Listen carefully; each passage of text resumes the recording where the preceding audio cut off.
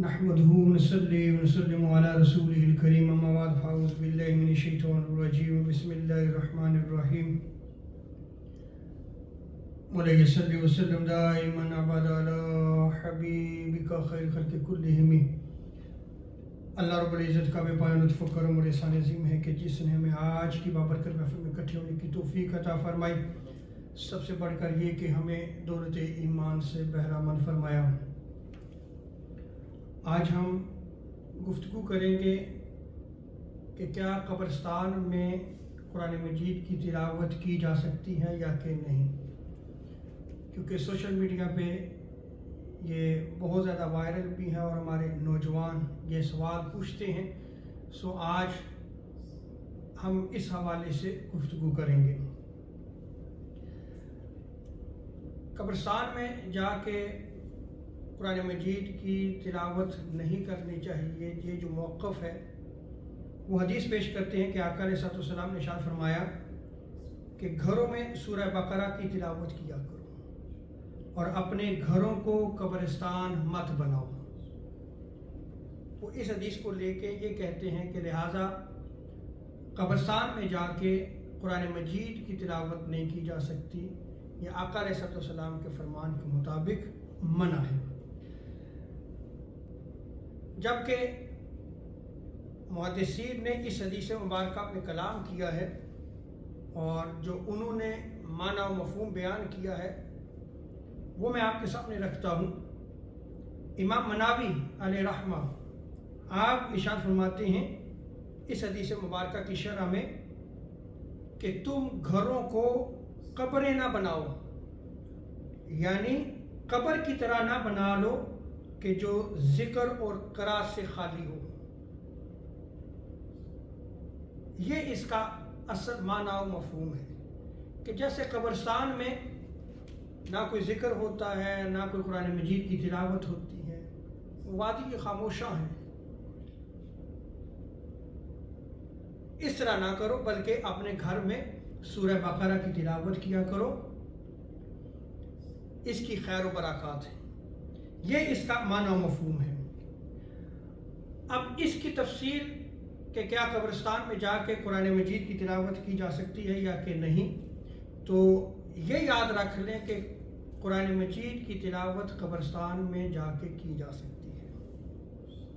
اس میں احادیث بھی جو ہے وہ نقل کی گئی ہیں، محدثین نے باقاعدہ کلام بھی کیا ہے اور آقا علیہ السلام کے فرامین بھی اس حوالے سے موجود ہیں. سو مختصراً میں آپ کے سامنے جو ہے وہ اس کا بیان رکھوں گا.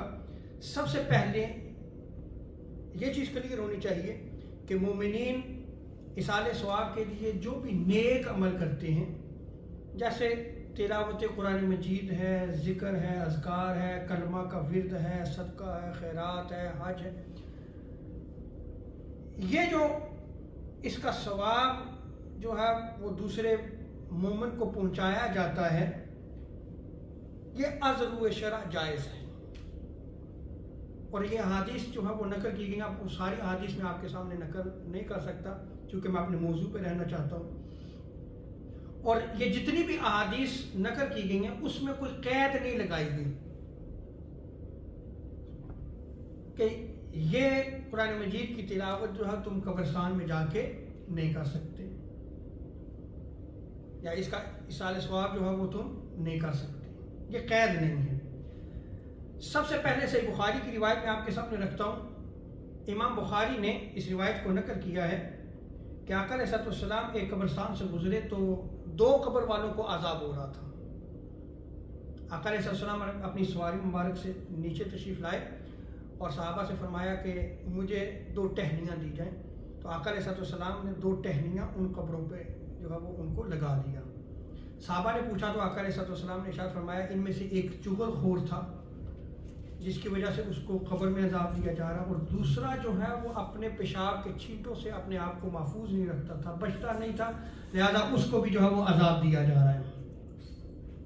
تو آقا علیہ السلام نے ٹہنیاں لگائیں اور ارشاد فرمایا کہ جب تک یہ سرزبط رہیں گی، اللہ کا ذکر کرتی رہیں گی اور ان साहिबान कब्र की अजाब में कमी रहेगी, तखफीफ हो जाएगी। इस पे इमाम नवावी अशाफई वो लिखते हैं कि उलमाए किराम ने कब्र के पास कुरान मजीद की तिलावत को मुस्तहब करार दिया है।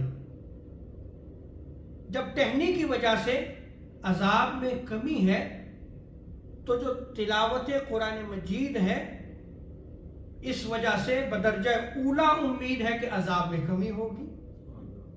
ये इमाम नवावी बयान करते हैं। अब मैं आपके सामने चंद अहादीस जो है वो आपके सामने रखता हूँ।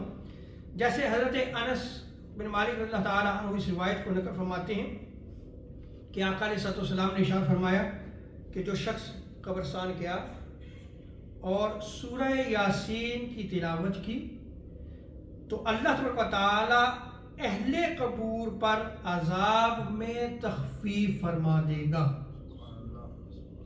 जबकि पढ़ने वाले को भी इसके अंदर जितनियां नेकियां हैं वो मिल जाएंगी। यानी जितने मदफून हैं उनको भी सवाब मिल रहा है और उसको भी उसी कदर जो है वो सवाब दिया जा रहा है जिसने सूरह यासीन को पढ़ी। तो सूरह यासीन कुरान का दिल है। और इसी तरह आका अलैहिस्सलाम की एक और रिवायत है, हज़रत अनस बिन मालिक रज़ियल्लाहु ताला अन्हु इस रिवायत को नकल करते हैं कि हुजूर ने इरशाद फरमाया कि जो शख्स अपने वालिदैन की कब्र पे जाके सूरह यासीन की तिलावत करता है तो अल्लाह तबारक व तआला इसके वसीले से उनकी बख्शिश और मग़फ़िरत फरमा देता है। और इसी तरह हज़रत अब्दुल्ला इब्न उमर रज़ियल्लाहु ताला अन्हुमा वो रिवायत को नकल फरमाते हैं कि मैंने आका अलैहिस्सलाम को फरमाते हुए सुना कि तुम में से जब कोई मर जाए तो उसे रोक ना रखो, यानी उसकी तदफीन के लिए जितना जल्दी हो सारे अमूर सर अंजाम दिए जाएं, बल्कि उसको उसकी कब्र की तरफ जल्दी जो है वो ले जाओ और उसकी कब्र के पास उसके सर की जानब सूरह फातिहा की तिलावत करो और उसकी पायंती की तरफ सूरह बकरा की आखिरी आयात की तिलावत करो। अब ये भी आका अलैहिस्सलाम का फरमान आलीशान है। अब इसमें सूरह बकरा और इसी तरह सूरह फातिहा पढ़ने की आका अलैहिस्सलाम ने तलकीन फरमाई, ये कब्रिस्तान में जाके तुम अमल करो। और आज भी मुसलमान ये अमल करते हैं।